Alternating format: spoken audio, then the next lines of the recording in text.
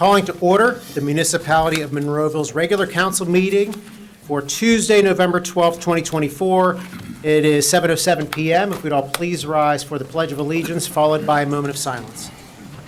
Pledge allegiance to the flag of the United States of America and to the republic for which it stands, one nation, under God, indivisible, with liberty and justice for all.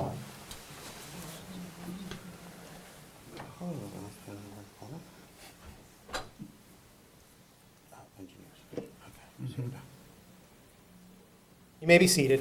I didn't understand the number. Have a roll call, please. That was good enough. Mayor Griesbach? Here. Mr. Hizzy? Here. Mr. Poach? Here. Mr. Stevenson? Here. Mr. Crut? Here. Mr. Adams? Here. Mr. Williams? Here. Mr. Biondo? Here. Mr. Graziani? Here. Mr. Ratcher? Here. Ms. Rock? Here. Mr. Hugus? Mr. Sedlak? Here. Mr. Weldon? Here. Mr. Deezer-Watt? Here. Mr. Meyer? Here. Mr. Big Poe? Here. Welcome, everyone. This is our regular council meeting. This is a voting meeting. The items that we're going to be voting on this evening, we discussed at our Thursday work session, our Thursday agenda setting meeting. Many familiar faces. I think a lot of you were here last on Thursday.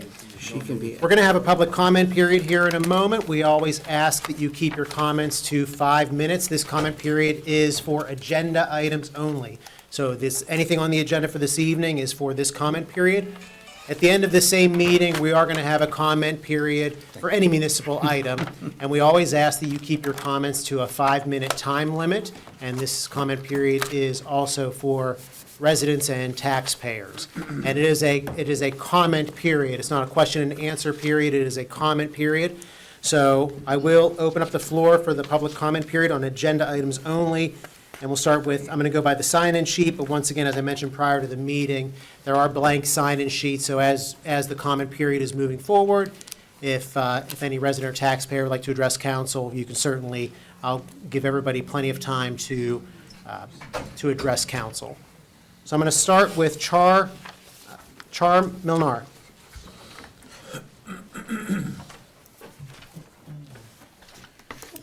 And once you do get there, if you just state your name for the record, please. Thank you. Thank you. And I can also put this into the minutes as well, if you are going to read it. I'll give you verbatim. mine afterward. Thank you.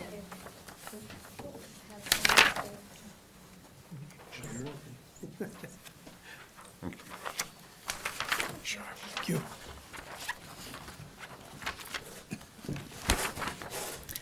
Okay, my name is Charlotte Milner. I live on Quince Road. As I've mentioned in the past, my parents were the first residents of Quince and Valley View when my house was built in 1955. Tonight, I just want to reiterate several points. Our three roads, Quince, Buttercup, and Hazelnut, are dead-end streets because the former airport was fully operating in 1955 when Sampson Miller was developing Garden City. There was simply no room to make a cul-de-sac on Quince Road in 1955. Paul Wilden references a 1956 article in House and Home magazine as proof as to why our roads should be open, but the article stated Sampson Miller, not Primo Land Group. It is now 68 years later, and this proposed housing community is Willowcrest, not Garden City. It is absurd that you want to approve $400,000 homes with sidewalks and an HOA to be connected and accessed strictly through $1950,000, $150,000 style homes on narrow streets on which residents routinely park their cars. Our neighbors bought their homes because of our dead-end streets. Has this municipality of Monroeville informed the real estate agents of the proposal to open our roads? Real estate agents have been selling homes on these roads in good faith as dead-end streets. What's their legal recourse if you approve this? I found old home listings for our neighborhood, all of which use dead-end street as their selling point. Traffic studies didn't account for earth-moving equipment, trucks for clearing, tractor-trailer trucks with building materials, cement trucks, and delivery trucks. If one car is parked on Quince, Hazelnut, or Buttercup, then the large construction vehicles will be denied road access. But if you use Monroeville's own property, which is Greenleaf Park, You will not need permission from us residents to add a road through the park and then expand the park on the airport side. Greenleaf Road is a wide road with designated sidewalks, and it is already a throughway to handle traffic. Paul Wilden stated that a petition would be needed to be signed if there were to be speed humps installed on our streets. That means that a petition carries weight, and that is awesome. Because last week, we submitted a petition with 326 signatures voting no to opening Quince, Buttercup, and Hazelnut. Case closed. The taxpaying citizens of Quince, Buttercup, Blueberry, Hazelnut, Dahlia, Valley View, and Snowball have spoken. Why must we taxpaying citizens be burdened with long-standing disruptions to our lives and neighborhoods while a company who doesn't live here reap financial benefits? The council caused this dilemma when you allowed the airport property to be rezoned in January of 2022 and erroneously approved a senior living complex to be built in the front part of the land off of Logan's Ferry Road, causing the 47 acres in the rear to be boxed in. That was gross negligence.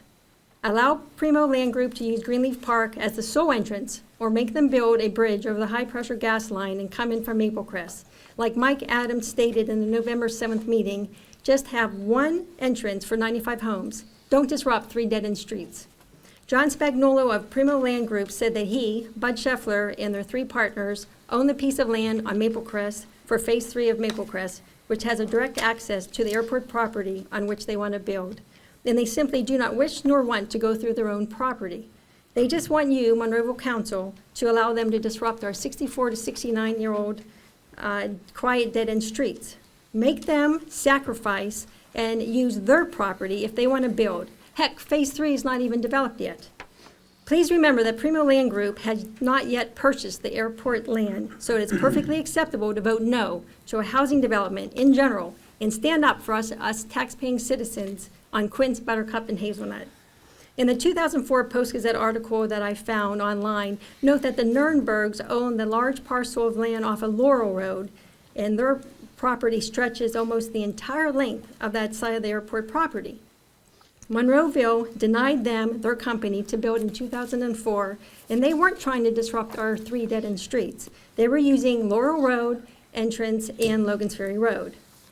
How many of you on this Monroeville Council have visited the affected streets? You cannot make an informed voting decision if you are ignorant to the layout of our streets, as I learned that some of you are in the November 7th meeting. You council members were elected by us residents to protect our rights as tax-paying Garden City citizens, even if you don't physically live in our neighborhood. Again, kindly vote no to allowing them to open our 3 dead-end streets. As I stated above, there are 2 viable options to consider if Primo Land Group wants to move forward. Just because they have their attorney present, don't let them intimidate you. A lawyer shouldn't even be here. This is a Monroeville community discussion. Thank you. William Whitehead?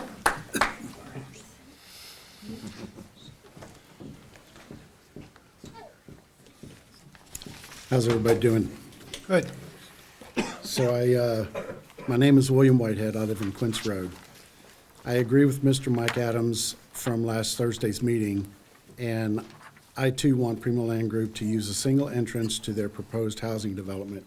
And I took the liberty of changing a map. I don't know where to put this. Put on there, there's a little sticker there. Right on the X. And if you look, you can see they will lose 2 homes. One moment. Jared, if you could get that on the camera, please. There we go. And zoom in, please. I'm gonna zoom in. Yeah, zoom in, Jared. Derek, can you enlarge that? He's working it. No one brought their glasses, Jared. I did. You want to borrow mine? There we go. Here we go. Okay, thank you. Okay. So all the pink, this is where one of the roads is. This is Quince. That's Buttercup. All the pink can remain a tree line as well as a sound buffer for all the building activity. And they just come right through here and just make a circle and go right back out. Just an idea. Quick question, the exit, is that out through the park? Yes, that's the park exit. Yeah, we used to have a hard time seeing it. Sorry about that. Yeah, I tried to do north this way, so. Yeah, screens. There is no reason to open our quiet dead-end streets when there are other simple options.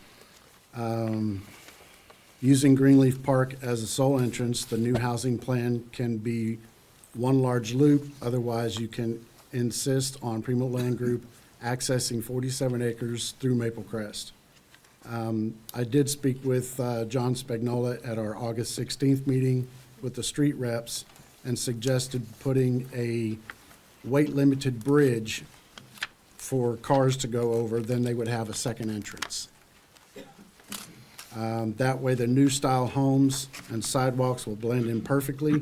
Primo Land Group has already spent money on geologists, traffic studies, architects, and even a lawyer, so spend a little bit more and put a bridge in to accommodate the vehicles for that property.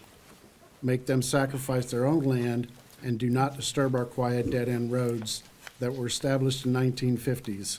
Why should the residents bear the burden for their financial benefit? We residents will receive zero benefits from this development. Thank you. Carla?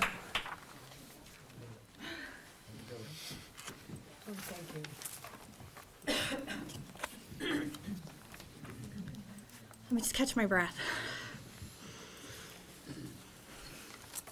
And once you're ready, if you I'm could ready. just state your name for the record. My name's Carla Canesi. As you know, I'm a resident of Monroeville on Hazelnut Drive. I'm here to express the ongoing concerns we, the residents, have about this development project and the manner in which it's been handled, both in planning and process.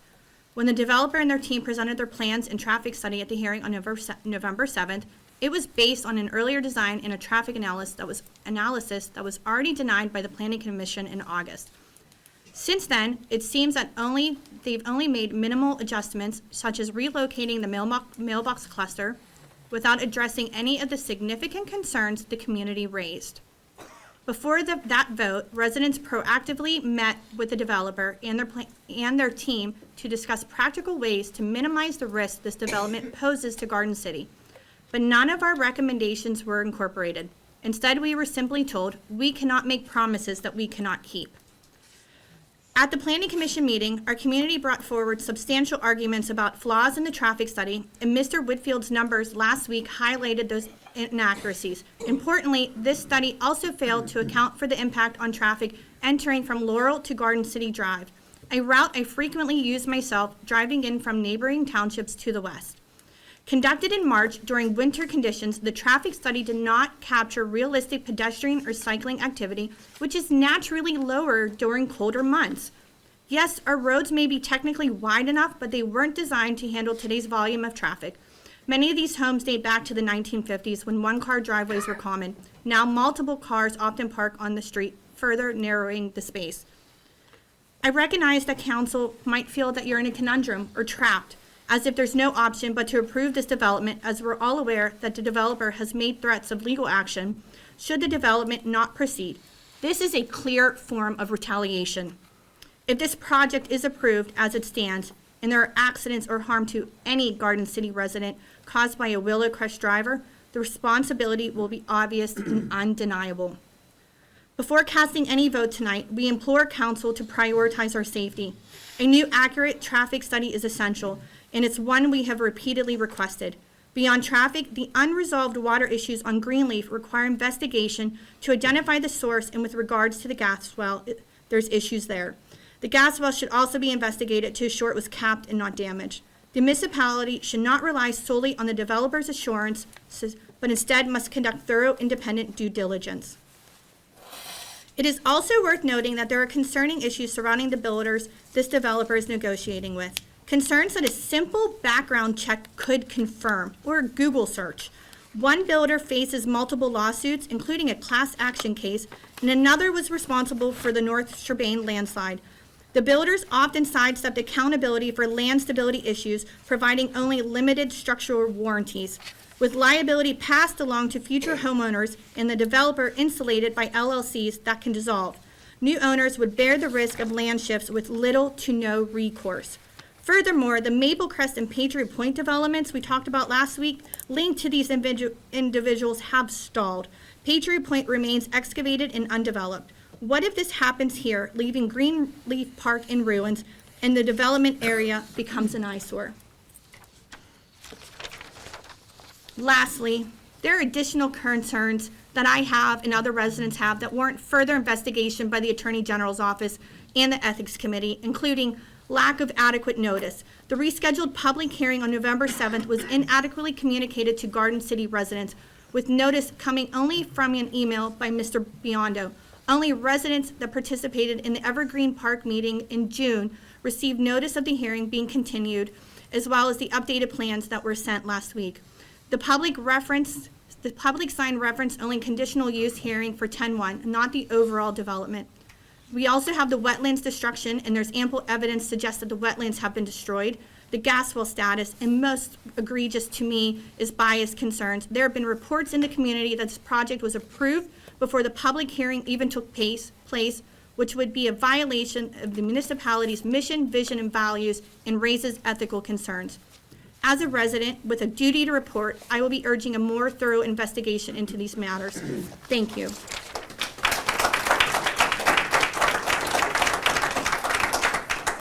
Kevin Whitfield?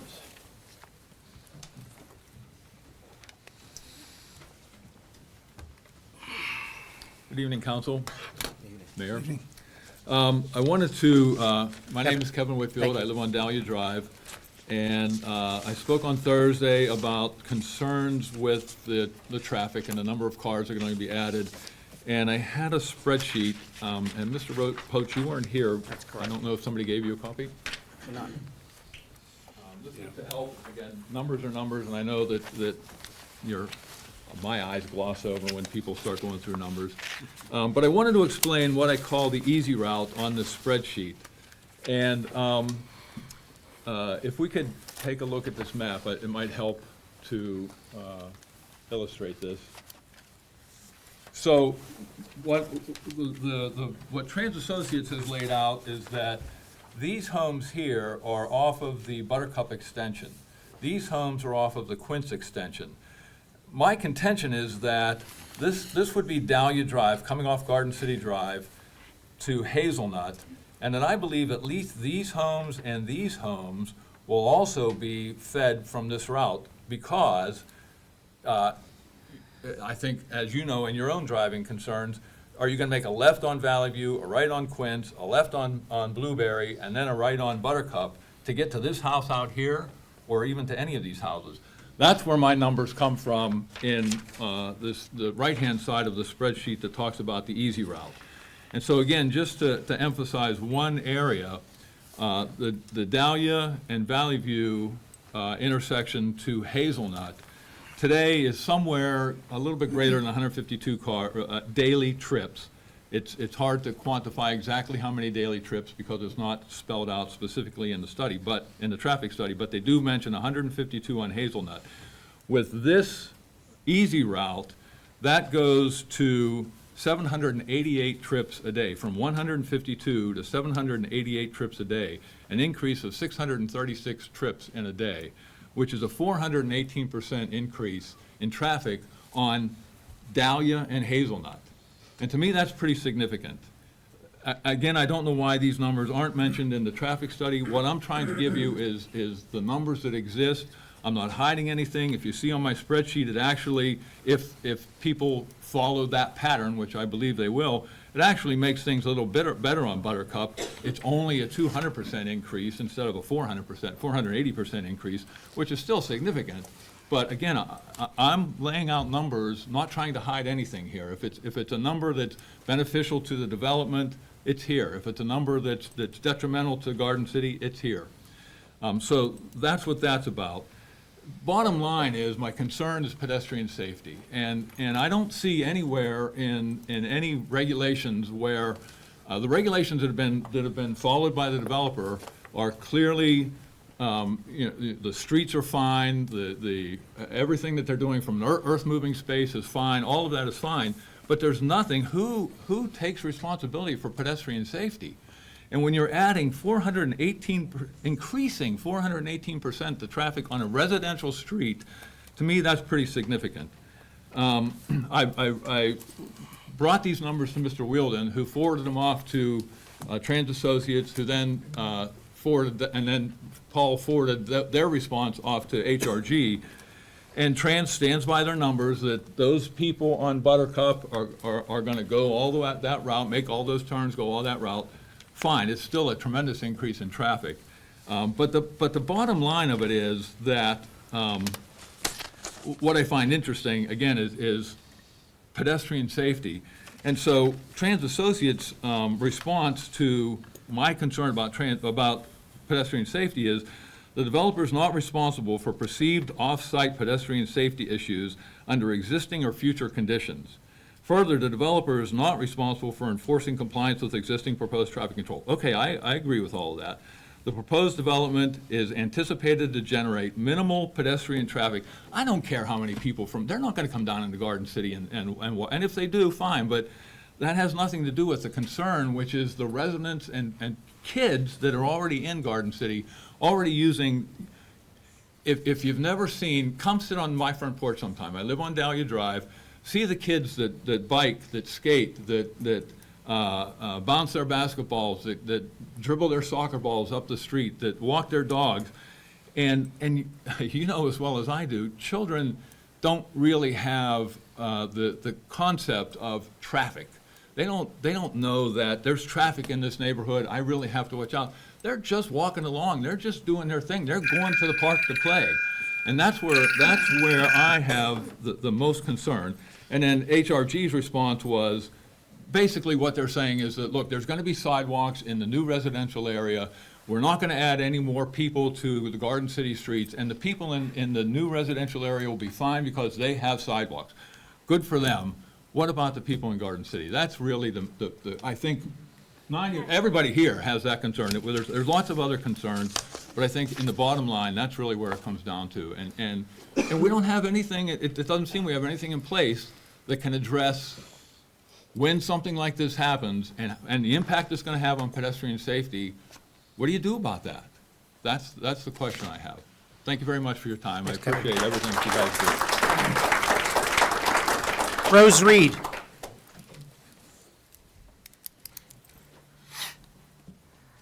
Hello, I'm Rose Reed. I live on Blueberry Road. I live on the cul-de-sac.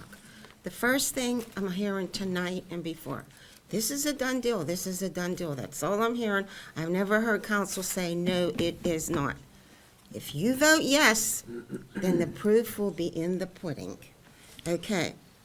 Now, my house is we've lived here since 1972. My house is right in the path of the airport. There was no guarantee on Thursday night that there wouldn't be any water seepage. Okay? I don't want my house shifting, okay? Who will be responsible for it? Is it the HOA? Do you have that in writing? Okay. Let's see. As far as the traffic, it doesn't matter if you just open up Greenleaf. The traffic's still going to be in Monroeville. That's not going to stop the extra traffic. We don't live in the city of Pittsburgh. Don't make a suburb like the city of Pittsburgh, okay? Please stop congesting Monroeville. Okay, let's see. You know, I heard about this in March, and it wasn't from anybody who works on the borough, that they were going to open up those 3 streets. In March, I heard about it. So when was this proposal first put through to anybody? You had to know about it if the word was out on the street. Okay, what else here? Who will be accountable if something happens to our homes? Who will be accountable? I don't want to pay for it. My husband is 77 years old, and he still works his fanny off on his house. He takes a lot of pride. Just look at our house at Christmas time, okay? And the schools. We're going to have an overload on schools. That hasn't been addressed. The traffic, the mines. I'm asking you guys on council, first of all, why are we here wasting our time, our energy, if this was a done deal? So I'm asking you guys on council, please show us Garden City residents your mercy, your favor, and vote this no. And Mr. Spagnola, please build your home somewhere else. Thank you.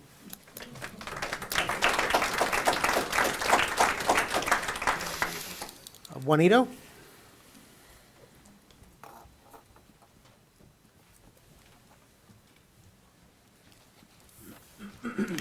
Good evening.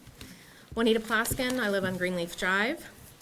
Again, I'd like to express my dismay and my disappointment at the utter lack of transparency from our local government regarding the Willowcrest development plans. On June 19th, the Planning Commission met without posting an agenda until 5 hours prior to that meeting. No one was aware that the development plans for the Primo Land Group included the utilization of Buttercup, Quince, and Hazelnut Roads until hours before this meeting, and our Garden City community was in an uproar. We subsequently found out that the residents of Willow Hedge Drive had mounted a petition to keep the access road for that said development out of their neighborhood. How fortunate for them. Imagine our shock when we were kept in the dark about these plans. Now, as of last Thursday's Citizens Night meeting, the residents of Greenleaf Drive now find out by word of the town crier, because I was not contacted as a resident of Greenleaf Drive, that this plan was even in play. Why am I seeing for the first time on Thursday night the development plans including Greenleaf Drive? Where's the traffic patterns? Where are all the other information that we would need about traffic coming in and out of this development on our road? Why is it Thursday, which is just last week, that we're finding out about this? This is not due process. These plans keep changing every month, and why are we not notified in a timely manner about any of these new developments? By we, I mean the residents who are directly affected by these plans in terms of the noise, in terms of the traffic patterns, the stormwater runoff, and the overall disintegration of our quality of life as we know it. I've received one letter by postal mail to inform the residents of any of these plans since June. I sent an email directly to Councilman Biondo over the summer asking what is the protocol for posting agendas to any of these meetings, Planning Commission, Council, or otherwise. What is the protocol? How much time do we have to be able to respond to what is on the agenda? Because we have been giving literally hours of notice. That's ridiculous. I never received a response from Councilman Biondo. The Planning Commission did not pass this development plan in August. The scuttlebutt in the community is that this approval by council members for the cut and fill and the plans for the 95 single homes is a done deal. There are whispers of litigation. We are a neighborhood of working and middle-class families. We're working hard, we're raising our children, while also having to fend off unfettered and reckless development plans from our local government officials. This seems duly unjust. I beg you not to pass this development plan at this time. We understand there will be a vote tonight, and we remind you that we will remember how the votes played out. Thank you. Suzanne Kromka?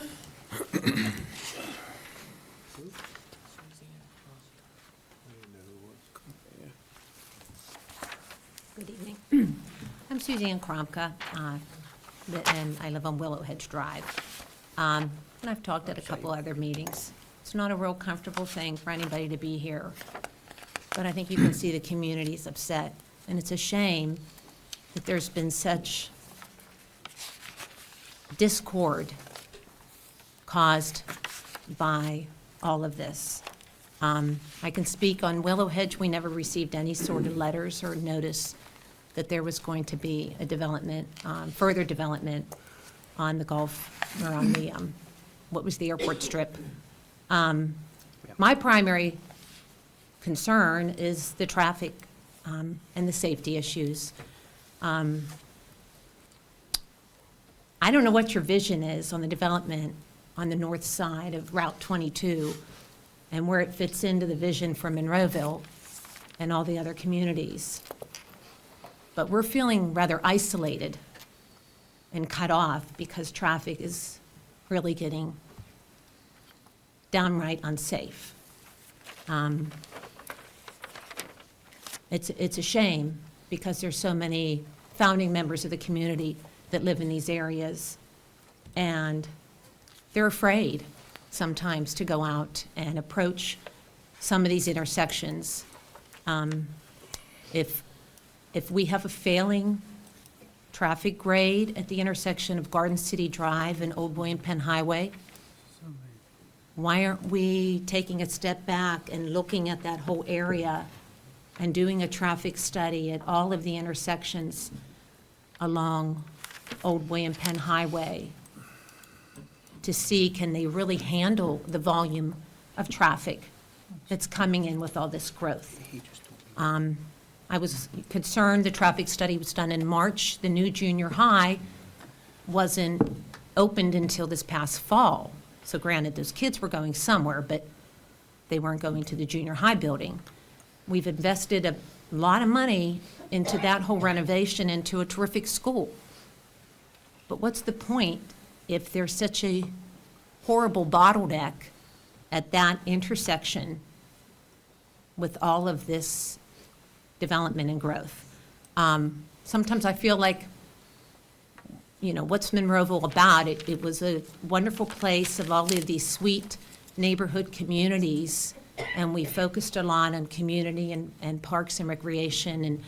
And now I feel sometimes as I look around, at least in our neck of the woods on the north side of the Route 22, that we've sold our soul to multi-level apartment complexes and single-level Ryan homes. We don't even know what the effect of the traffic is going to be because the new Monroeville luxury apartments are not done yet. They're not occupied. The Clover apartment complex is not quite finished yet. It's not occupied. And we're still just starting on Logan Ferry to feel the effects of the Maple Crest development.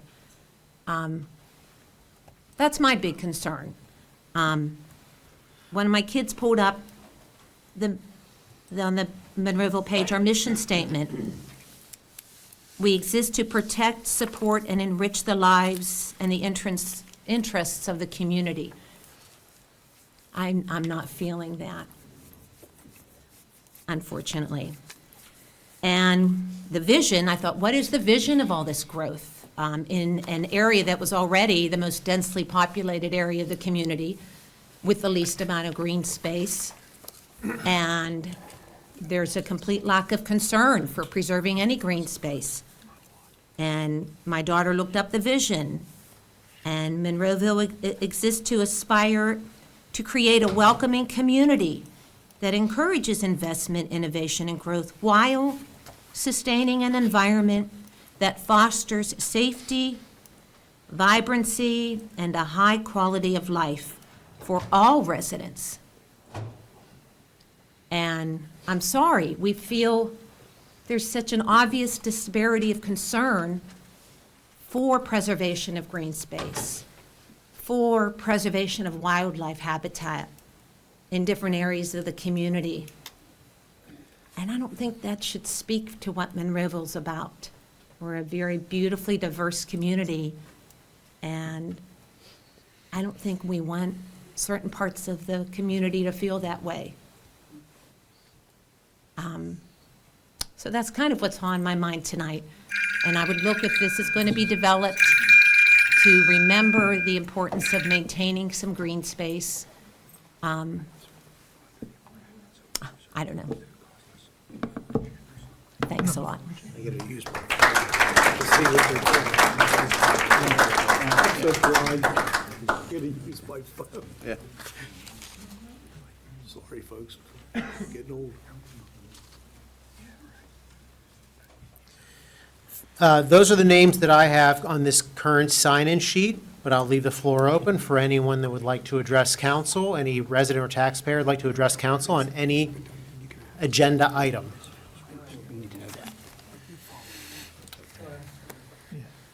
Sign them up. I know that. Okay, well, I just want to be sure that we talk about that, because I I thought so, and is it relates to the distances and the space, the number of houses to do that? Okay. All right, good evening, council. My name is Jim Dallas. I live on Buttercup Drive. I've been there since 1985. And one of the reasons I did move up there because it was a dead-end street. I'm just going to talk about environmental issues and traffic safety, which some people already talked about. Concerned about the safety of these roads here. The roads are, this is not Garden City Drive, and this is not Old William Penn Highway. These are side streets. They were intended to feed the houses that they're not in a development. The other concern is environmental concerns that, this is going to be not a green area anymore. As it stands right now, when you cut these trees down, you increase the temperature of the whole area. It's gonna go up. So it's gonna be warmer up there. It acts like a buffer. I live up the end of the street, so I'm definitely affected because I live right at the end of Buttercup. And they would have built the houses like right up to my property line, which I did talk to the developer about that. And he says they would, kind of redo things, but it never happened to move it to a little bit of a buffer area. The other thing is too, it's like, I'd like to see at least preserve some green area. Nobody's talked about the Mon Valley Expressway when that comes through. You know where that's coming through, right? It's gonna come up Thompson Run. It's gonna come up through there, go up to the backside of this development. Eventually, it'll probably connect to the turnpike. So nobody's talked about that. That's gonna be another lost green area. Only thing I can suggest is, hey, if you guys vote this thing down, how about, City of Monroeville, buy this property, donate it to a conservatory, make a conservatory park. They did this over in Murraysville. A friend of mine, they were gonna do the same thing. Brian Holmes is gonna build like 95 homes. And they bought the property and they turned it into conservative park. That's what I'd like to see done. You don't have to develop it. Let's Monroeville buy the property, maybe to donate to the Allegheny Conservatory or something like that. Making it, preserve our green area. That's all I ask. Thank you.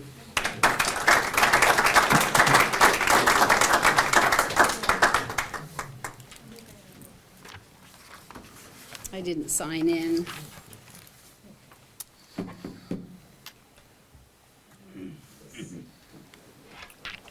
I'm Lois Drumhiller, resident of Monroeville. Trying to keep track of my time.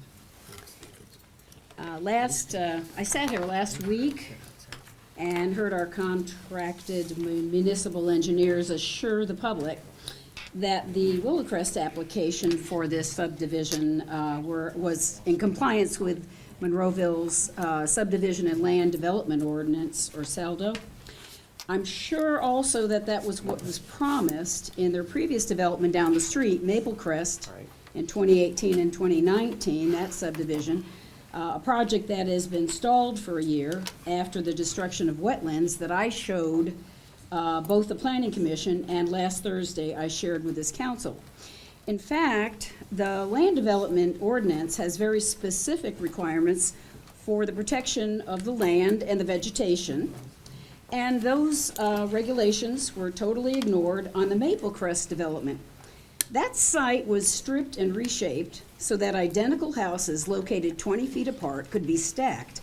People with properties on the south side of Mallard Drive in the adjoining development found themselves living on top of a cliff.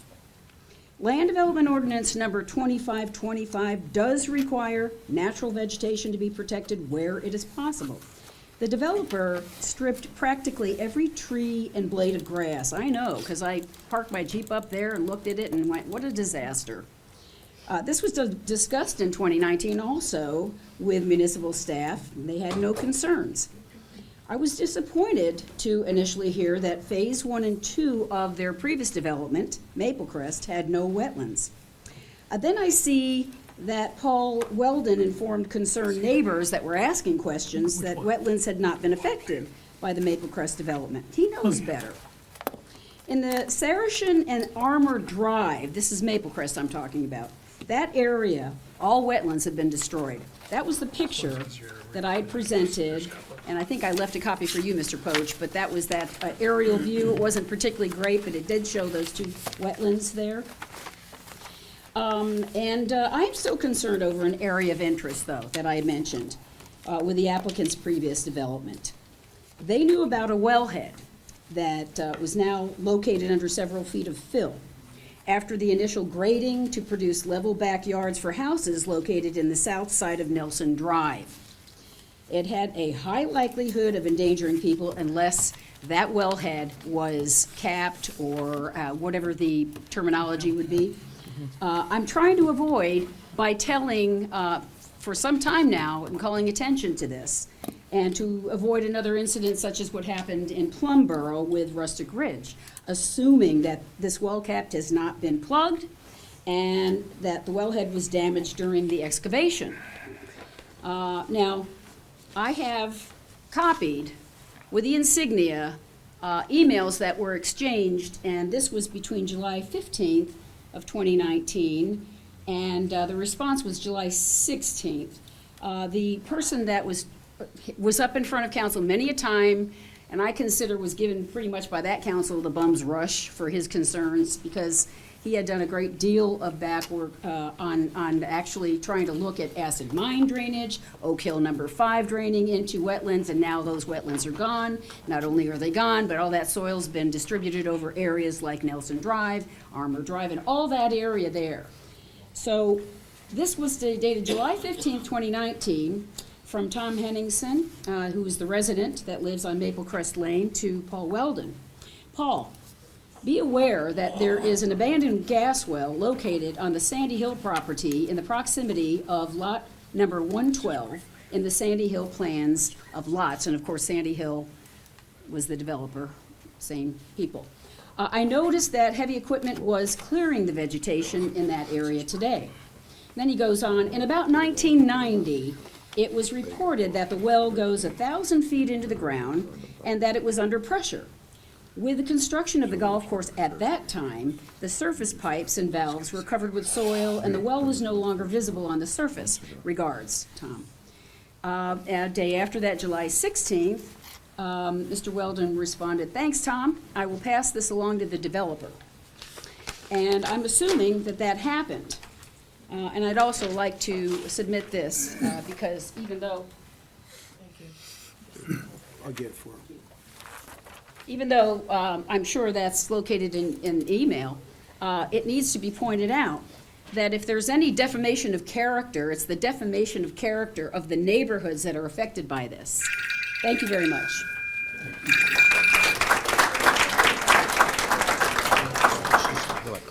I'll leave the floor open for Okay. comment. Scott? Right. I don't know. Brooke.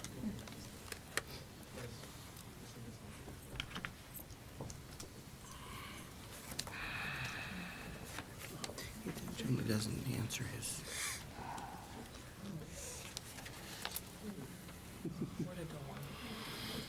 Just stand right here for a second.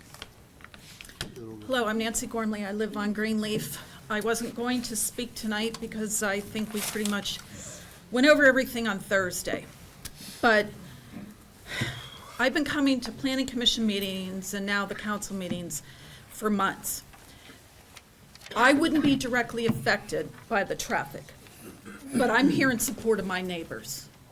But now I'm on Greenleaf, and on Thursday afternoon, I found out that there was talk about opening it. And now it's so sad. We're being pitted neighbor against neighbor. Every time Shar stands up and says, "Open Greenleaf," I want to go, "Shut up, Shar."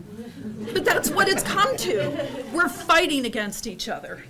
But I want you to meet two friends of mine. Come out here, because you're little. This is Bryce and this is Brooke. I saw them today on my way home from work, or not work, from my errands. They were walking up to Greenleaf Park. There are no sidewalks. Oh, I'm sorry. Well, I wanted you to see their faces because Brooke's a little small. Anyway, I was coming home from running my errands. They were walking up Greenleaf. No sidewalks, remember? No sidewalks. Bottom of a hill. The people love to speed down the hill. Talked to them, "Where are you going?" They were going to Greenleaf Park with their friend. And that's their parents' decision. They're responsible kids. I know them.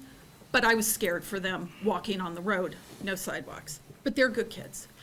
But I want you to look at them, because there's kids just like them on Hazelnut, on Buttercup, on Quince, on Dahlia.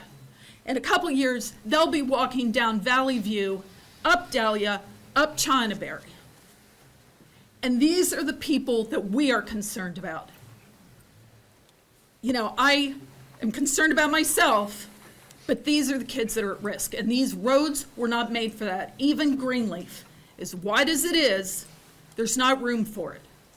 We've asked, my neighbor has asked, Chief Cole, can we do something? Can we put a speed hump in? No, because they don't want to plow over it. That's what he told her. May or may not be true, but that's what we're being told. But these are the guys I'm fighting for. And I would ask you, please not vote for this.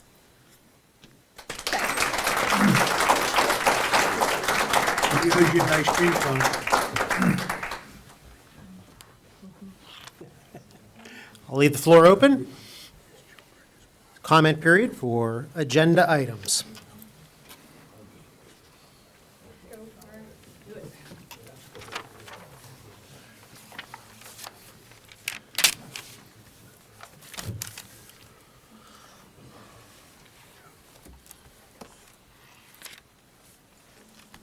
My name's Ron Capuccio. I live on Hazelnut since 1998.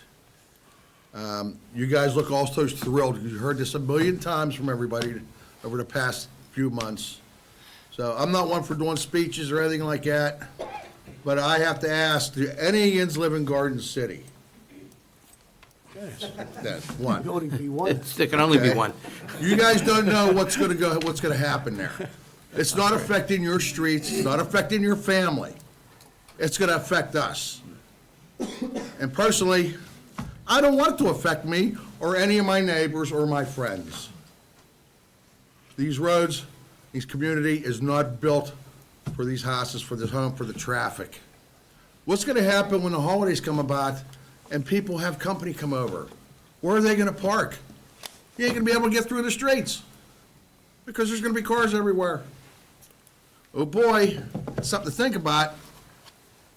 But the only other thing I have to say is, when you go to vote, how about no?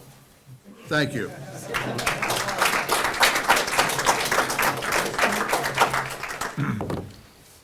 Anyone else like to address council?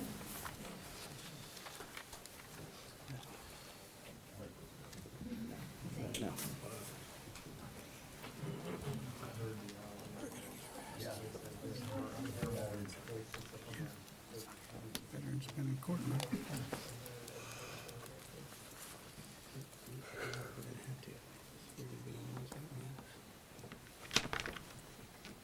We'll see. My name is Charles Worm. I live on 962 Garden City Drive. I'm right near Greenleaf. I use Greenleaf on a regular basis.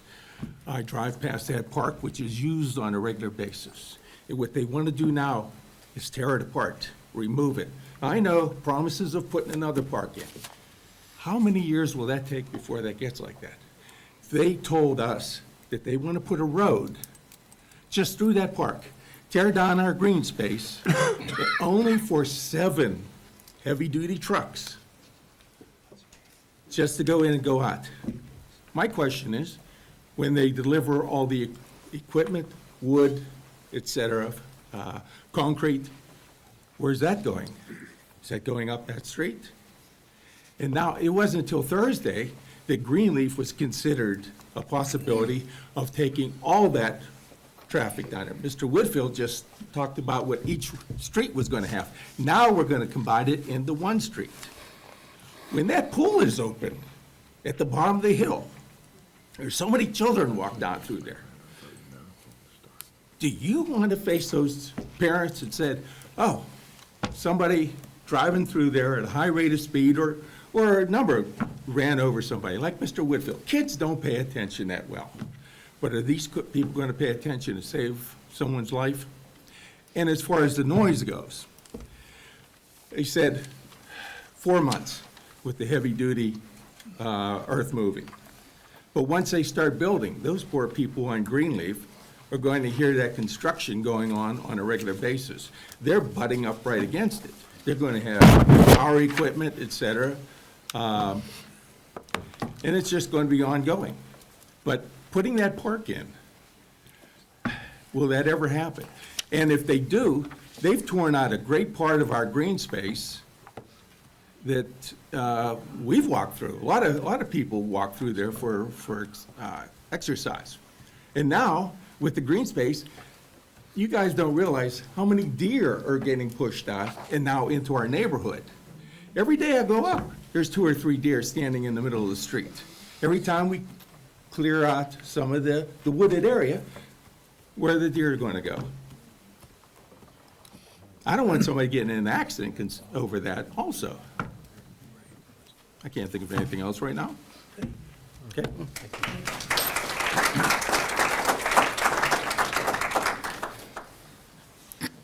The comment period is still open. All that time. Homework. Am I able to plug in?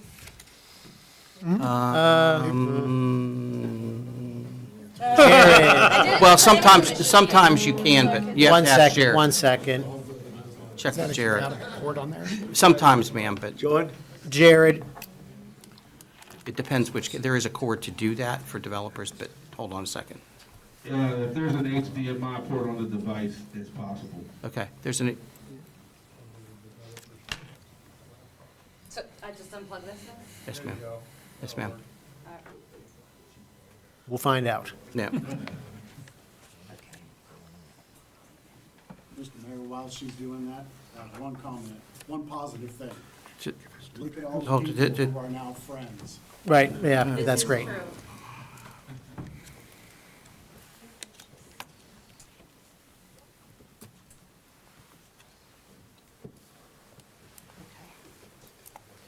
I'm plugged in. Jared, are you able to capture that? Yep, we've got it. This isn't taking away from my time, is it? You about 30 seconds left. No. Hurry up. I object. No, okay. Did you sign in yet? I did. You signed in, then whenever you're ready, state your name for the record, and then you can get rolling. Okay.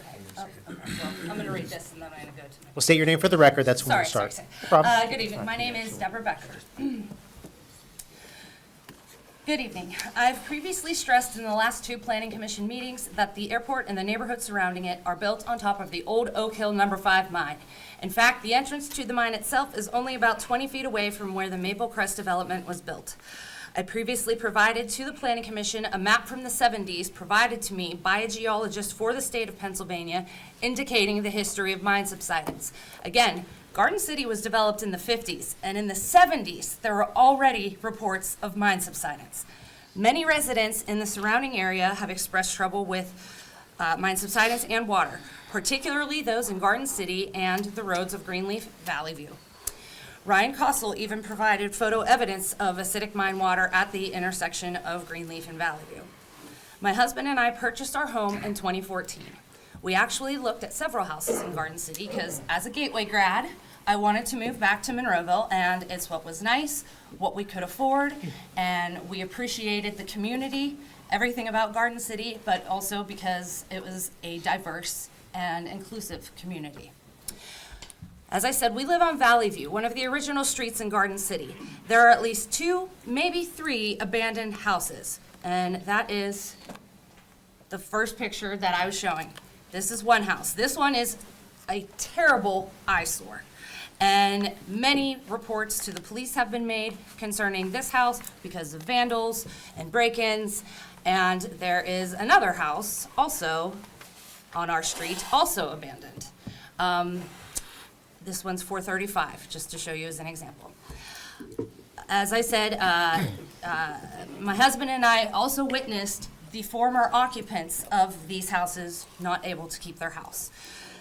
The proposed development, 2 open roads in Garden City, where the average home value is between $120K to $200K, connecting the roads to lead to these new houses of Willow Crest, the houses that Mr. Moore boasted as being in the $500K range. This is the very definition of gentrification. That's a newer term, so let me help define that for everyone. Gentrification is the process of urban development in which a city neighborhood develops rapidly over a short time, changing from low to high value. A neighborhood's residents are often displaced by rising rents and living costs.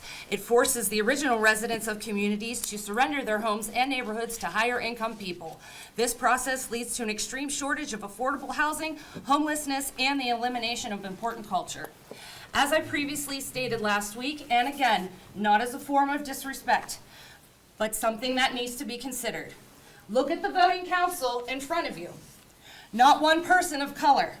I see 2 women here, but correct me, ladies, you can't vote on this map. Correct. Correct. So, that said, I stress this because, again, Garden City is a diverse and inclusive community. All of Monroeville is supposed to be, right? The biggest takeaway is the developer who's proposing this development also developed Maple Crest, and while excavating, hit acidic mine water, which flooded neighboring properties, causing approximately 10 to 15K worth of damage. I actually have an email from an original Maple Crest Lane resident from July of 2023, and the source of mine water causing damage to his property was listed as 134 Armour Drive. And what's interesting, Zillow is a cool website and a cool app. I saw that even though these houses were built, in the early 2020s, pandemic time, 136 Armour Drive sold on 7/28/2023. 132 Armour Drive sold on 6/7/23. And then also, when you try to look into finding out more information about Ryan Homes at Maple Crest, they are showing up as permanently closed. So, again,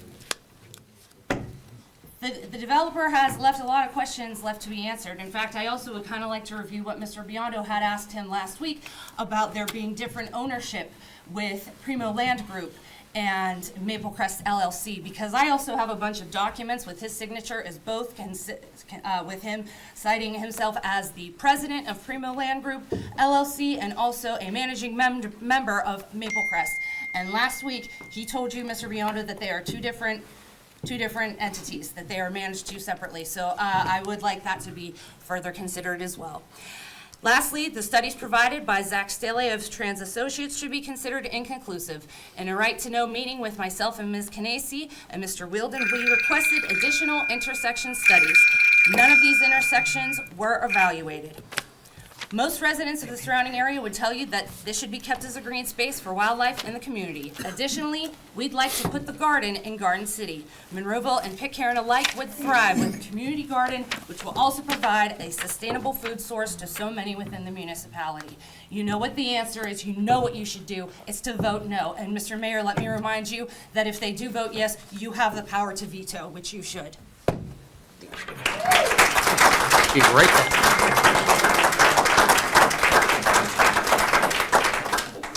Take a deep breath. I will leave the comment period open. If there's anyone else here that would like to address council on agenda items only, now would be your time to do so. There will be another comment period for any municipal item at the end of this same meeting, but I'm leaving the floor open to give everybody adequate time. We are going to close the comment period. Move into our regular council meeting. I have an executive session announcement.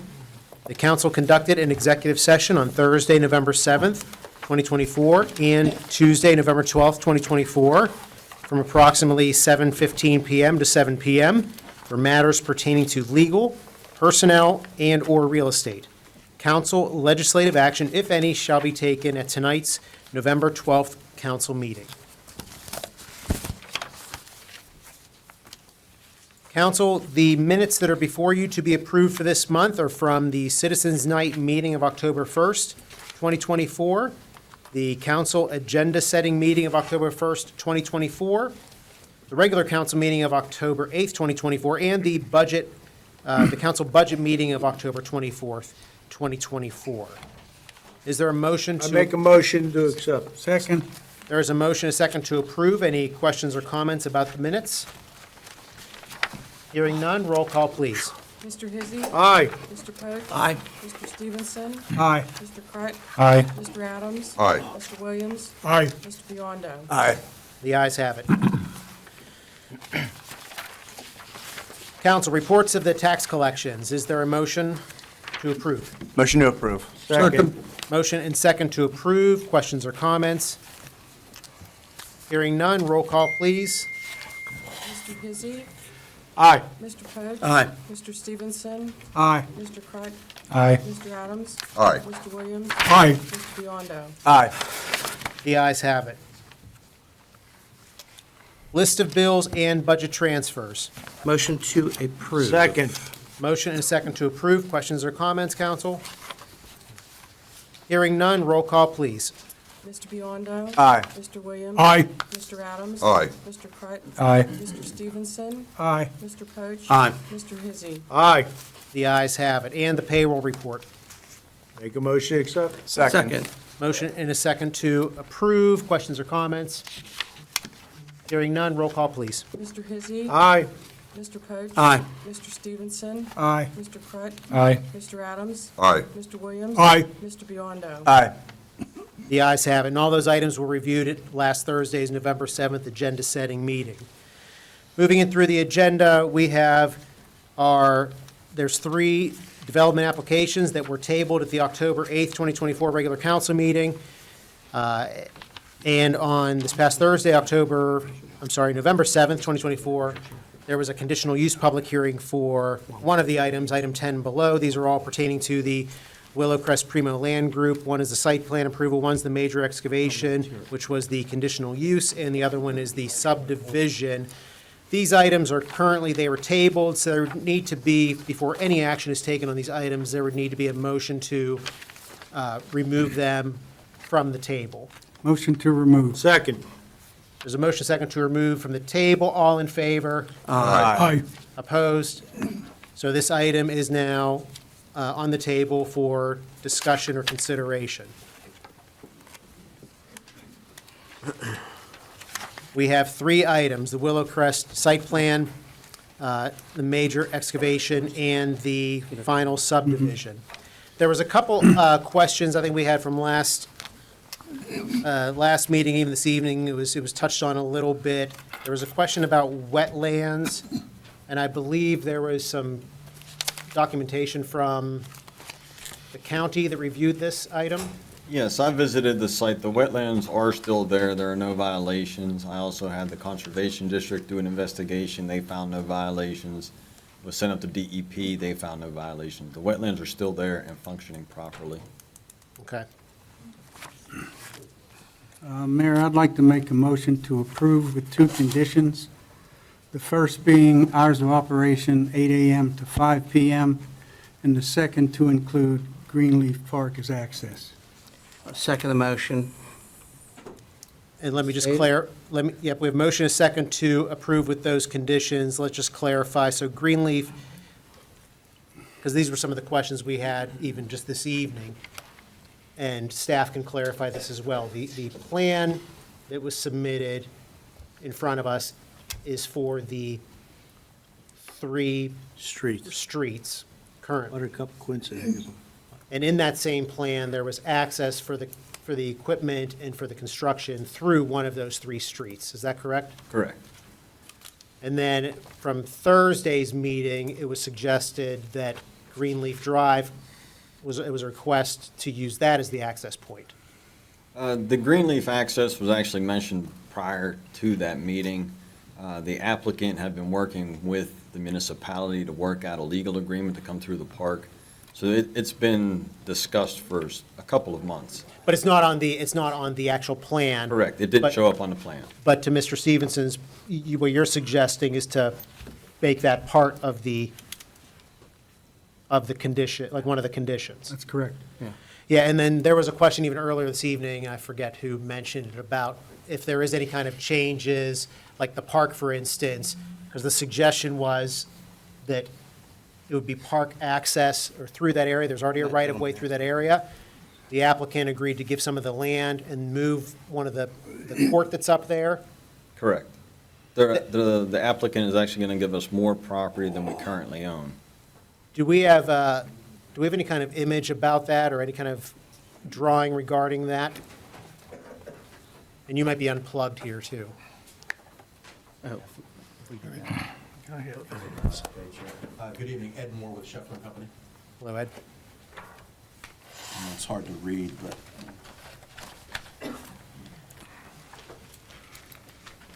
this was the exhibit that was prepared. And if you could just orient us, please, Ed. So yeah, this is our connection into the Greenleaf, the new connection. Where's the existing Greenleaf Drive? The Greenleaf Drive, I'm assuming is it here? Yes. Garden City Drive. Greenleaf is that way, then it's Garden City Drive, changed at the corner. Well, that's where Garden City Drive terminates and Greenleaf Drive Yes. begins, correct? Yes, Yeah, right. we do know the neighborhoods. Okay. So so two things, I guess. We're suggesting, the suggestion is to, not just to make this access, but to actually make it road, not construction access, but road access. Correct. That's correct. That's what you're suggesting? Yes. And then, actually, Jared, I'm sorry, could you go back to that image? This one? You're good, Ed, but I just want. No, he just got to. So there's an existing court, and then what the developer's proposing is to rebuild the court there? Correct, yes. And add parking for the park? Is that what that? This What is would that? serve for the mailbox cluster as well as parking for the court, or for the park. Okay.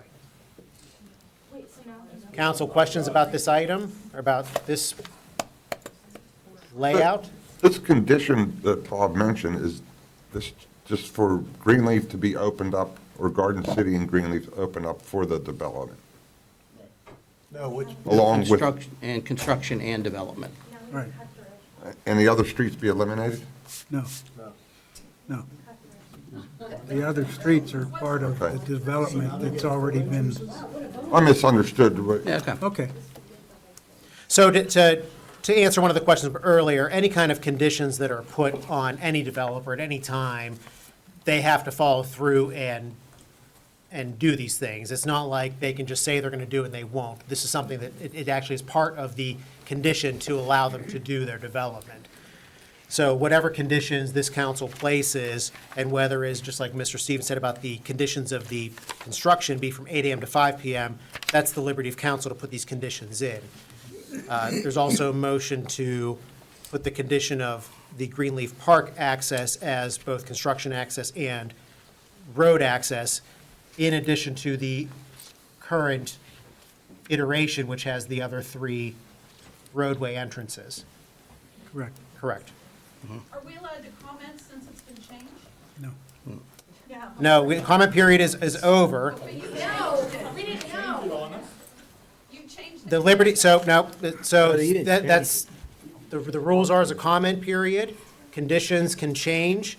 Councils, with any development or any program, they can add conditions to an applicant.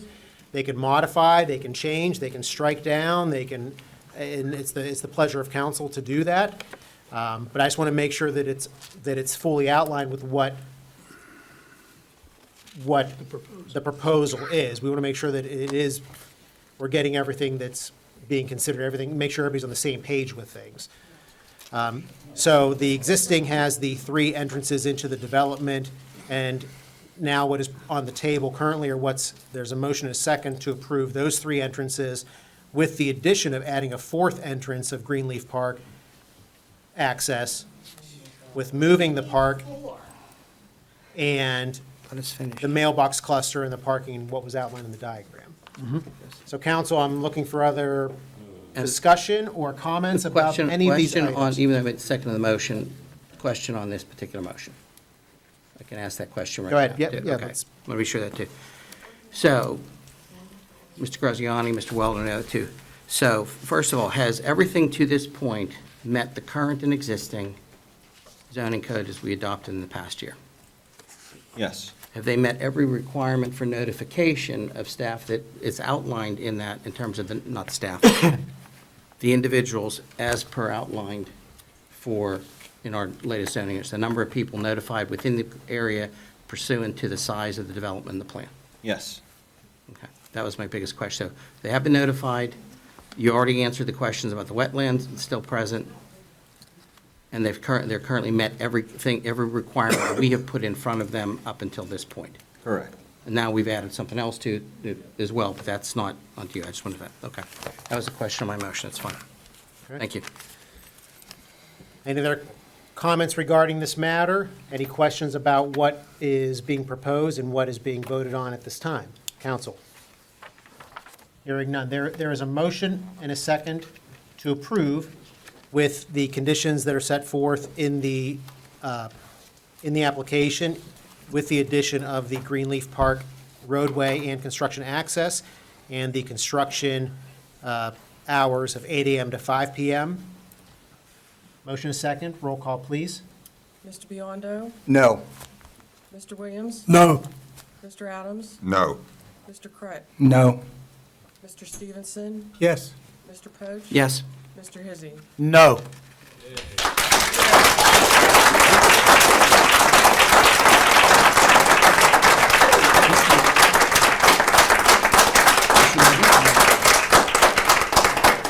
Can we The just noes have it. Can we just have on the record the justification for the reason that the people who voted no, just so we can clarify? I'm Attorney Anthony Cosgrove on behalf of the developer. No, there'll be a decision given That's to fine. you. I just wanted to make sure, I That'll just be the wanted to see if we record. could get something on the record just now, just to see Sure. why they voted that way, but that's, okay. So Mayor, quick procedural question. Yes, sir. So the next two motion are, since it's motion 9, number 9 has been voted down, do we pursue the rest of these? I thought you were voting on all three. Yeah, I thought his motion Oh, was. good enough, thanks. Yeah, and I apologize Good for enough. clarifying. These are Thank- all part of the same Okay. application. All three are denied. I was running in and out, I apologize.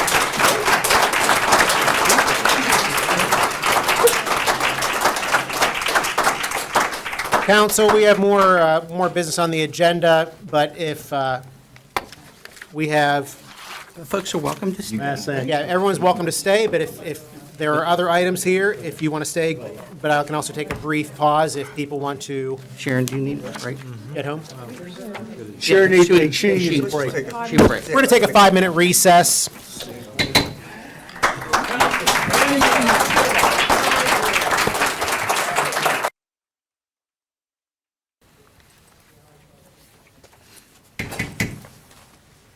This meeting is back in session. This is our regular council meeting for Tuesday, November 12th.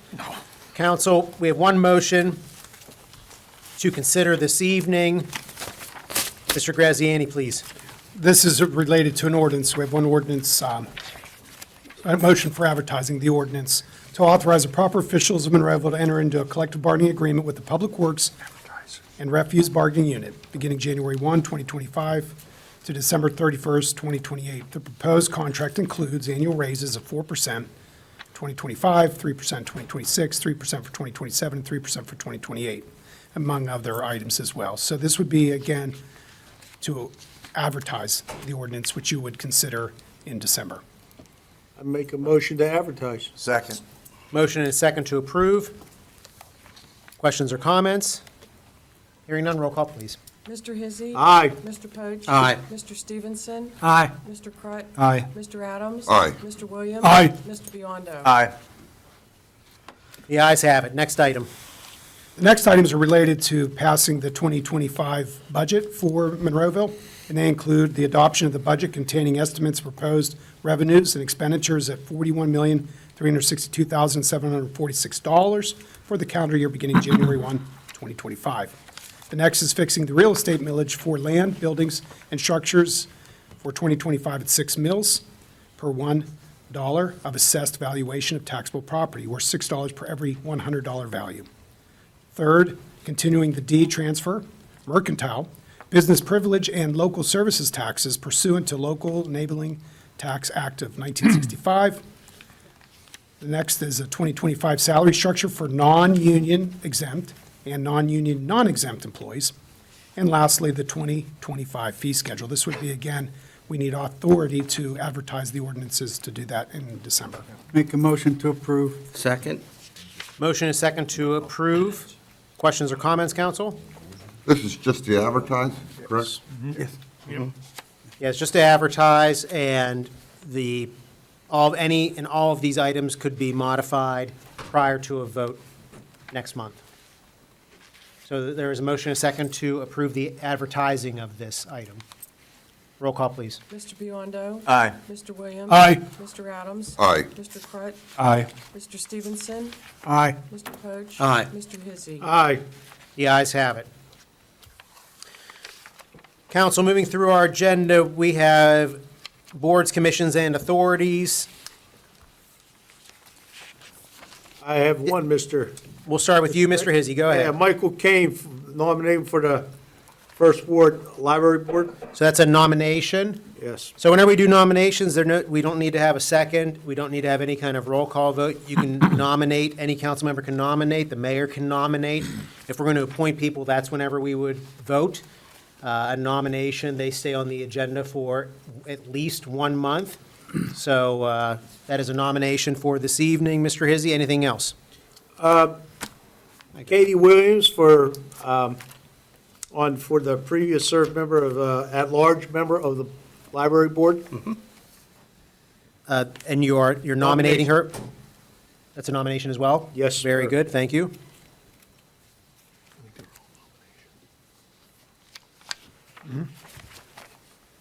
Anything else? That's all for me, sir. Mr. Poach? I have two this evening, Mayor. First, Amy Milby for Recreation and Parks. Very good. To do that, and then Bruce Walker for requesting a second term for the Planning Commission. These are nominations. These are Nominations. All nominations, yes, ma'am. Thank you. I'm sorry, Sharon. Nomination for it. Mr. Stevenson, anyone to nominate this evening? I have one for the Zoning Hearing Board for Ward 3, Heather Wilkins, and that's a nomination. Thank you. Anything else? You got it right. Mr. Crut? Got one thing right? I have one for Ward 4, Carol Seaman for the Planning Commission. Okay. Mr. Adams? Yes, Mayor, I have a nomination for the Municipal Authority, Ward 5 Representative Dominic Gregorga. The request here in our paperwork says second term. He is, you know how that works, he was filling in an unexpired term. Would that be a first term for the record, or? No, would be this would be his first term. This would be, yeah, I think Correct. that's incorrect. Yeah. Yeah, this He is, just For filled the in. record, I want to make it. Yeah, he Yeah, filled that's in, Mike, incorrect. so it'd be just his first term yeah. now. Right. Unexpired term. So we have to fix that. That's it, Mayor. Okay, yeah, we're nominating him for his first term. Yeah. Very good. Mr. Williams? I have nothing. Mr. Biondo? I'll nominate Daniel Marston for the Finance Authority. Very good. Anything else, Mr. Biondo? That's all. Council, we have resolutions to consider for this evening. Mr. Graziani, please. Yeah, resolution authorizing the municipal manager to execute a property database sharing agreement with the county of Allegheny. And again, we mentioned before, this relates to getting the GIS data from the county so we can utilize it here in Monroeville, and we're agreeing not to sell it. Motion to approve. Second. Motion and a second to approve. Questions or comments? Roll call, please. Mr. Hizzy? Aye. Mr. Poach? Aye. Mr. Stevenson? Aye. Mr. Crut? Aye. Mr. Adams? Aye. Mr. Williams? Aye. Mr. Biondo? Aye. The ayes have it. Next item, Mr. Graziani. This is a resolution to request the statewide local share assessment grant from the Commonwealth Financing Authority in the amount of $600,000 for parking improvements at the Monroeville Convention Center. Make a motion to approve. Second. Other Bob, back. Right. Motion and a second to approve. Questions or comments? And you said this is a grant from the state? Yes, the local statewide share is dealing with the casino revenues, and that's the way they've made that name for that grant program, but it is with the Department of Community and Economic Free Development. money that they get. Thank you. Very good. And there's not a match for that? It's just a, No. No. I don't think it's so. just a grant. Right. Right. Yeah. Roll call, please. Mr. Biondo? Aye. Mr. Williams? Aye. Mr. Adams? Aye. Mr. Crut? Aye. Mr. Stevenson? Aye. Mr. Poach? Aye. Mr. Hizzy? Aye. The ayes have it. Next item. The next is a resolution requesting a statewide local share assessment grant from the Commonwealth Financing Authority in the amount of $600,000 for a new roof and lighting at the Monroeville Convention Center. Motion to approve. Second. Motion and second to approve. Questions or comments? Hearing none, roll call, please. Mr. Hizzy. Aye. Mr. Poach. Aye. Mr. Stevenson. Aye. Mr. Crut. Aye. Mr. Adams. Aye. Mr. Williams. Aye. Mr. Biondo. Aye. The ayes have it. That might be blackjack. No, I didn't say that. That's all right. Council, moving over to reports of municipal staff. Mr. Ratcher, anything this evening? I have an item. Due to the passing of 7th Ward Municipal Authority member Betsy Desmond, there's a second open seat. I think her term was up at the end of this year. Yes. Alex, if you can check that, and then add that to the open seats that have to be filled for boards, commissions, and authorities. That's all I have. Thank you. Is there any means to immediately appoint anyone, even prior to the end of the term, unless you said it's December? Okay, never mind. Yeah. I answered my own question, sorry. That's okay, but they're, because Well, in that case, a We can- person could be Appointed for December. appointed, yeah. Normally, the term does not expire until the first Monday in January. Right. And you can't appoint anybody until you get to that point. But her term would expire because she's no longer in the seat due to her passing. Right, because I was just to know if they had the same role, I assume they have the same role. Either way, I mean, there's nobody nominated yet, so Right, it's, right, you're right, going to be in right. January. I answered my own question, No thank you. problem. Nothing That's all else? I have. Thank you. Well, that's- Mr. Graziani? Yeah, so November 1st was a very special day here in Monroeville. One, it was the Ashley Furniture opening, their grand opening, and that was a good thing. But really more importantly was two of our officers were honored at Amen Corner. Amen Corner, the 23rd Annual Amen Corner Senator John Hines Law Enforcement Awards Luncheon. This was an amazing event where outstanding police officers from southwestern Pennsylvania were recognized for the service that they did that was exceptional in the line of duty. And we happen to have two officers, unfortunately, for being shot in the line of duty. Thank God they are back at work. We're very happy about that. But one award was given to one of our officers for the In the Line of Fire Award, and this was presented by Allegheny County District Attorney Stephen Zappala, and again, for exceptional bravery in the line of fire. And the second one was an award given out by the Honorable P. Kevin Brobson, as a Justice of the Pennsylvania Supreme Court, and this was in disregard for his own personal safety award. These are some of the highest awards you could get, as you can imagine, at this luncheon. It was a very moving event, and one that, for all those of us who were able to attend, we won't soon forget, and just very thankful for being able to see their families, being able to celebrate the honor instead of mourn the passing. So what an amazing event, and thanks to all of you who made it, and to Chief Cole, who's not able to be here tonight, and the officers and to their families, and the rest of the staff who serve alongside with them. We're very grateful for the unbelievable police force we have here in Monroeville. Very good. Anything else this evening, Alex? Yes, sir. Okay, thank you, and thank you for the kind words about our officers in our police department. Ms. Rock, anything this evening? No, I might surprise you and have something next month. Oh. Okay. Okay. Cliffhanger. What a teaser. All right. So I'm going to open the floor for public comment on any municipal item. This is a comment period for any municipal item, once again, for residents and taxpayers, and asking that you keep your comments to a 5-minute time limit. Ron Capuccio, Hazelnut Drive, resident since '98. I'm just curious about the Water Authority and what's going on Hazelnut Drive. If they're going to send out a letter, let us know what they're doing. I mean, they've been up there for the past week, marking everything on the road, marking the yards. We just want a little bit of information. Line replacement. Line replacement, That's an old line, very old line. okay? And we know when this is going to happen, and is it going to, how long is it going to disturb our water supply to the homes? The only water disturbance you'll get is when they tap your house in. They have to put the line in, then they have to sterilize the line for a period of time. Send it to get tested. Once it's tested, then they can start tapping the houses in. And do we know how long this is going to take? Weather permitting, I can't put a number on that. Are they going to notify us when this is all going to go down? Yes, Is it going to be within the next month or next year or probably in the first of the year. first of the They year? won't get into it right now during the holiday months right now. Okay. Very good. Thank you for your information, sir. No problem. Thank you very much. I'll leave the floor open for public comment on any municipal item. My name is Joe Ventresca. I just wanted to make sure that everybody knew that there is a tree lighting that was advertised, a tree lighting event on November 26th at the Old Stone Church, and I wanted to invite everybody here.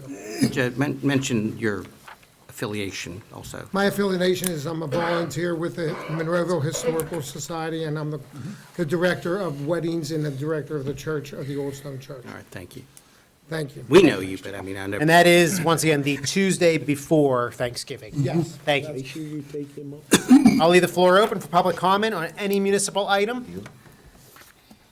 Seeing none, we're going to close the comment period and move over to reports of our council members. Mr. Hizzy, please. I have none today, sir. Mr. Poach.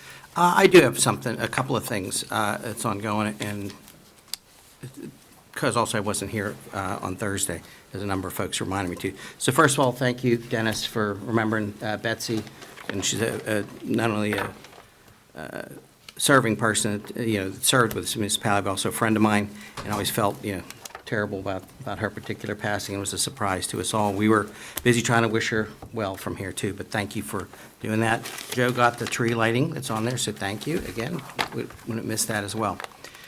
So, again, I apologize for not being available from last Thursday. Of the last, I don't know, in the last 6 years I've been here, that's 100 and plus budget meetings, about 152 meetings, and I've missed 4.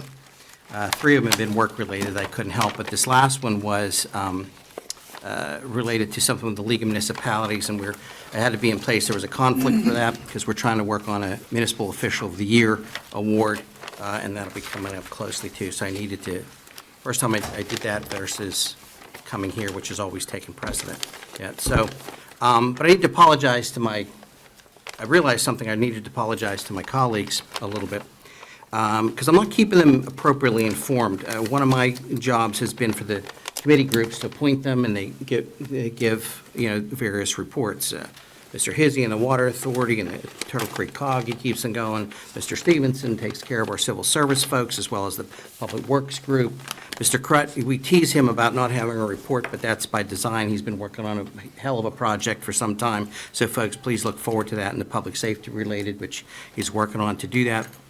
Mike, you've been after the pension funds and finance plus, as well as Bob, you've been doing that as well. And of course, Dennis with Parks and Recreation, to do that. Well, you were before, yeah, to do that now. We jump up to that. But also the Visitors and Convention Bureau has given, I'm surprised you didn't have more gray hair from that too. One of the things that I was failing to do, I was being a little bit lazy, and I was allowing the library folks to go ahead and report, in my stead. And that's probably not the best thing that happened, because it's probably led to some confusion that's been out there for some period of time to talk about it, what's ongoing. As you heard us make some appointments to boards and things this evening too, that's been one of the only ones that has, and it's a non-compensated board group to do that has been 100% manned in the last, of my 6 years here, at least 5.5 of them, folks that serve without that. And it allows that whole team to do their reporting and keep them in place for it. So the last several years, it's been great, and it's probably the model we should be moving to. Where I fail, I failed to connect the dots to explain to everybody exactly, what's been going on with them, what the group is, and, how the funding streams for that works, and it relates to the budget and the stuff that we've had that's come back in place over the years. One of the questions that I noticed that came up is that somehow it felt that particular board, which is our representatives, was not doing what we asked them to do or providing the vision. And that really isn't the case. Also, not having their ability to be tasked with doing that. There is an ordinance. The very first one was in 1963 from Ordinance 235. Well, it's moved up, okay? The last one that I put my hands on was 2423 from just a few years ago. And it establishes the Monroeville, the library board, our creation of that they're a committee of council and group. It also outlines how they have to report for us, and that they don't receive any salary for it, outlines how the elected bylaws and all those other types of things. One of the other things that is in there, that in following the 1963 ordinance started there, but has stayed in place, was the council at that time had agreed to maintain the library in accordance with the portion of the library code that's on there. And a minimum financial support was already put in there by ordinance many, many years ago. So there is a reason to support them. It's in place. Originally in the 60s, it was probably about $5 per capita person. It's about $50 now per person that's in place, but it's at that time.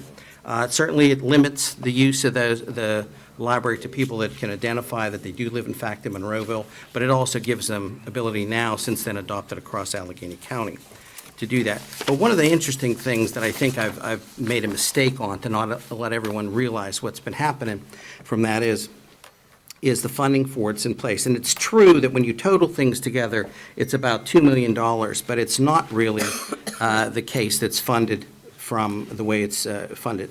There is, within the ordinances, and always has been, an endowment and investment policy, which includes that the sources of income for the library and the materials, services, and program does not come directly from Monroeville. This ordinance empowers people to be able to raise funds. So activities such as the fundraising activities that are ongoing, from putt-putt to the festivals, pieces of that, which the festival, by the way, has turned a profit again this year, was in place. Those things make that happen. So when you look at our particular budget line item, in 8100, what's in the library, which has actually gone down. The 24 budget was $1,466,345, and interestingly enough, this one is $20,000 less this year. And part of that is because of this fundraising activity, and I'll come to that in just a split second, to do that too. But it made it sound as if they weren't really doing their job, but when in fact, it is about 28% of the overall budget. It's been budgeted about $570,000 is money that's raised in funds, but also when you look at the budget item in 82, which is, for those of you that have your budgets in front of you, is on page 94, clearly describes the activities that need to be done that add to the funding of the library.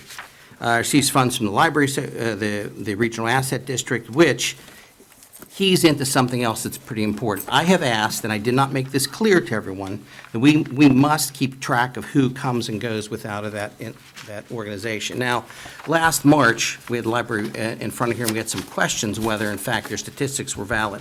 I neglected to mention, if they're not valid, then we're violating the law.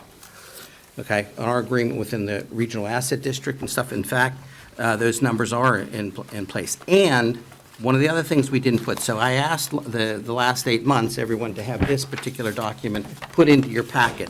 If I didn't tell you or pointed out to it, I apologize. That's my fault for not telling you that it's in place too. But you can see from all these items in circulation, which is the number one function that the library does, all the different books, teen, adult, child, items to be circulated, educational DVDs, the list is extreme. It is about the circulation, it is about the traditional function, of the library, in addition to the e-circulations and things that are in place. But if we're saying that our folks are not providing us the information, I fail to point out to everyone that, in fact, that's like we're saying we have a lack of trust in our own administrators, and that's not true. But not only that, we have to document it. And if we didn't document it, the funds that come in to fund these would be difficult. So they are. And there's a counter and a process that goes through that to make sure. So I do apologize if I haven't made everybody aware of this information that we've been given to you for every month that's on there. And interestingly enough, the daily visitation is also in and out the door, which I did look back a few years. We were down as low as 420 per median number per day. We're over 650 during each and every day since Ms. Headline's actually been there too, which is probably the reason that it's been happening, to do that, and the team and the staff that's on there. On top of all of that, they're not an organization that is in fact just a 40-hour-a-week group. They're the second longest piece that's on there. They have 62 hours worth of service that they provide for us. But one of the things is I think they're the model. And our colleagues at the Senior Center have also picked up on that. They've added additional services and fundraising activities. I think we're at close to 5% of their budgets being added to it, and it's like, that's what we need to be doing, with folks to continue to add to that activity. There are some other ones, we do create some funds. I don't think we assess enough fees to people that come in to offset the probably $10 million worth of budget for Public Works.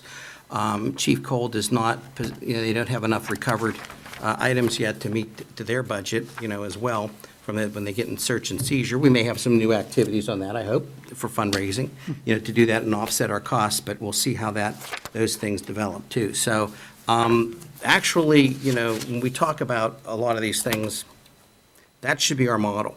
They've been doing a great job with it, that's been in place. It is funded, their vision and information, it's reported to us now. One of the things that I will ask for folks as well, when a few months ago, a resolution came in front of us, it was March of this past year, to talk about adding to proceed for a funding source of a couple of $1 million from the state, and to move towards a program, a potential to look into expand the facility that's in place. It was only to seek the money. The mandate for a lot of these things can be done through fundraising as outlined in the ordinances, and that is probably that piece of it. We didn't get that. And I made a mistake in saying as a compromise, to pull back and say, well, we should probably take language out of that Monroeville would go to match that particular money. All of the other people who got those grants had their communities, commit to what it was. Now, we were asking for a substantial amount of funds. That hasn't happened, but it's also within their mandate to continue to fundraise to do that. They have maintained their nonprofit organization and ability to do that as per the ordinance. It's been outlined too. Now, I know we had some questions in the past, as someone said it went back a number of years. I don't know what members of council, at least I've been here, that weren't aware of this and didn't tell anybody that those things occurred. I certainly know that this goes back to 2008, that puts it in there. I know the mayor at the time was Greg Garasenko, and he came onto council. So we've known for quite some time, or had this information, that this funding structure's been in place from it. And the fact that they're offsetting 28% of what it is they put out there, for the fact that, what's been our latest numbers? Over 500,000, the last year's too. So right now, we're at year-to-date in terms of circulation, 337,000 items over the course of the year. And probably gets to, the only other thing that probably has more visits to it that comes in contact with municipal government is garbage. Yeah, it's garbage. 10,000 homes, right, you're right, Dennis. 10,000 homes, 52 weeks a year.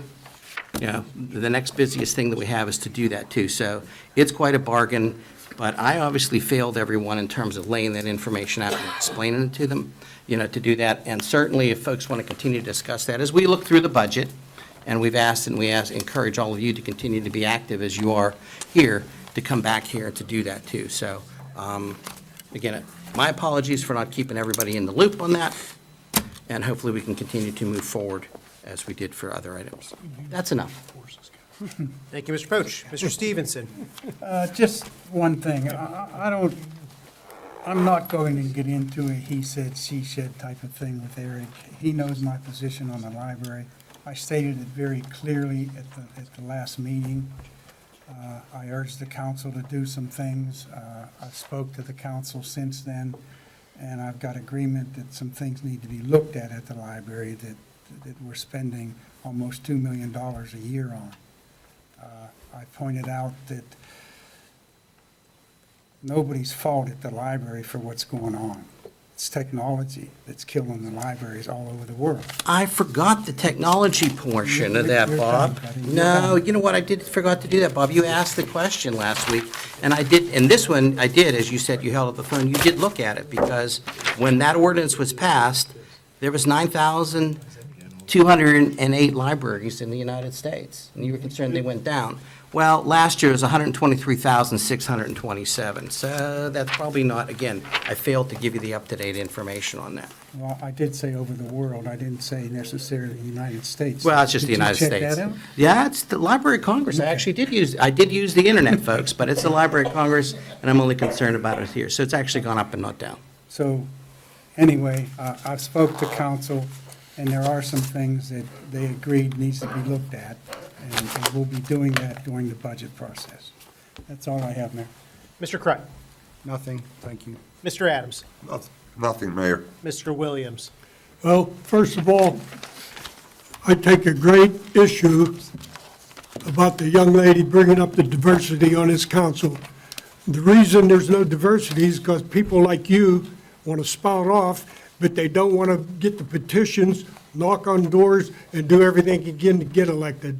And I take great issue, kind of insinuating I felt that it's our fault that there's no blacks, women, or other ethnics on this council. It's not our fault. It's because people don't want to get involved, and I take issue to that. No. No. Next, I come across an article, and I think it'd be interesting to the public, and it says, "Do leaves really turn colors in the fall? As daylight decreases in fall, cells at the base of the leaves swell, cutting off the flow of fresh water and causing chlorophyll, which makes leaves look green, to disappear. Other pigments that have been there all along, such as red and orange, become visible." So I thought that was pretty interesting, and that's the first I ever heard this, and never given a lot of thought why. I just thought the leaves were dying, but this is a reason. Next, I want to give a belated thank you to all of our veterans. I know yesterday was Veterans Day, and I want to thank all those who are serving, because freedom is not free. American blood was shed so we can have the American dream, life, liberty, and the pursuit of happiness that we have in this great country of ours. May God bless America, Pennsylvania, and Monroeville. And that's all I have. Thank you. Mr. Stevens, Mr. Crut, Mr. Mr. Weldon are our veterans. Repeat that, please, Mr. I said, yeah, that's true. Bob, thank you for reminding all this too, and our veterans even here is Mr. Stevenson, Mr. Crut, Mr. Weldon, that currently have been serving. Thank you, guys. Again, thanks for reminding us, Bob. Thank you. Mr. Biondo? Just kind of to piggyback off something Alex said, Jared and Monroeville TV actually does have a short little video on Amen Corner as well. It was nice. I'll give a quick plug to Monroeville TV. Jared's everywhere. Any event Monroeville has, he's at it. He'll be at the tree lighting, and I'm sure he'll have a nice video for that as well. Debbie, I didn't ask you to run. That's all I have.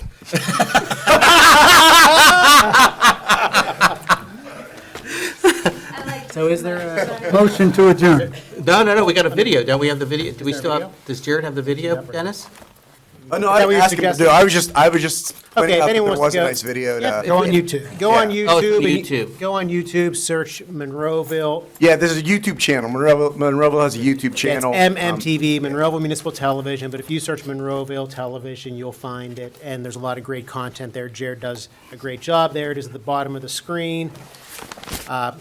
And then, just briefly, partially what Mr. Williams mentioned as far as elections, all of these seats up here, none of these seats are appointed as far as council members in the mayor's seat. They're all elected. So everyone up here has gone through the process of being elected.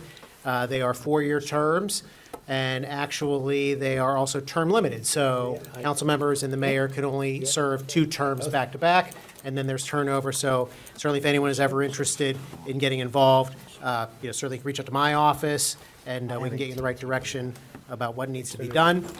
Well, that's fine. A couple things about the items earlier. I understand there's a lot of passion regarding some of these items that are before us. But as far as like proper advertising or things being, changed at the last minute, everything, we're following all the rules regarding the postings, the advertisements. We publicly advertise in, as per the state statutes. As far as planning commission meetings, they don't actually have to be advertised. I kind of disagree with that, but as far as the laws, they don't have to be. Zoning ordinances, that's whenever you actually do post telephone polls, and also for conditional use hearings. So if there's any kind of changes, it's not like those aren't updated.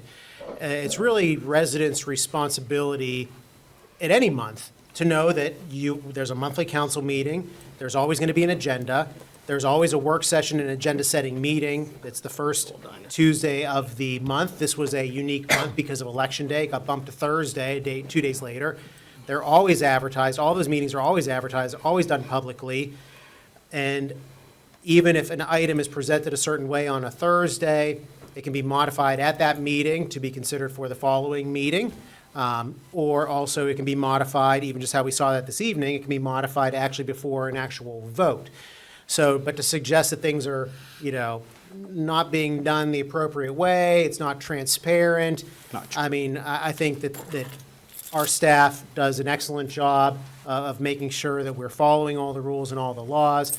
I believe that this forum, I think we allow everyone to have plenty of time to stress their concerns.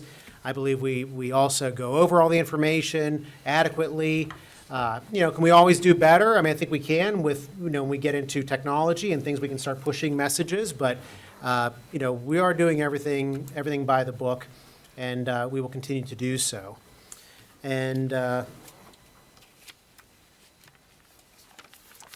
there's another item which has slipped my mind, so therefore I will take a motion to adjourn. Motion to adjourn. Second. All in favor? Aye. Opposed? This meeting is adjourned. Thank you and good night.